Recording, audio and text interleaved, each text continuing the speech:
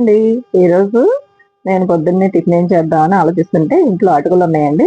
సర్లే ఒక half cup అటుకులు పాలల్లో నానబెట్టుకుని తినేసేద్దామని దీంట్లో కొద్దిగా బెల్లం యాడ్ చేశాను. ఆ తర్వాత ఒక హాఫ్ కప్పు అటుకులు యాడ్ చేశాను. ఇలా యాడ్ చేసిన అటుకుల్లో కొంచెం పాలు పోసాను. ఒక కప్ ఆఫ్ పాలు పోసి ఇలా స్పూన్తో తిప్పేసి పక్కన పెట్టేశాను. ఈ అటుకులు కొద్దిగా పాలల్లో నానితే బాగుంటాయి కాబట్టి ఒక 10 మినిట్స్ పక్కన పెట్టేశాను. తర్వాత మిల్క్ షేక్ కూడా నేను రెడీ చేసుకుని తాగేశాను. ఈ మిల్క్ షేక్ ఎలా చేయాలో నా 1 మినిట్ వీడియోలో నా ఛానల్లో పెట్టాను చూడండి. ఆ తర్వాత ఇంకా డ్రాగన్ ఫ్రూట్ అండి. ఇంకా ఒక ఫ్రూట్ తిందామని చెప్పేసి ఇంట్లో డ్రాగన్ ఫ్రూట్ ఉంటే ఇది వైట్ డ్రాగన్ ఫ్రూట్ అండి.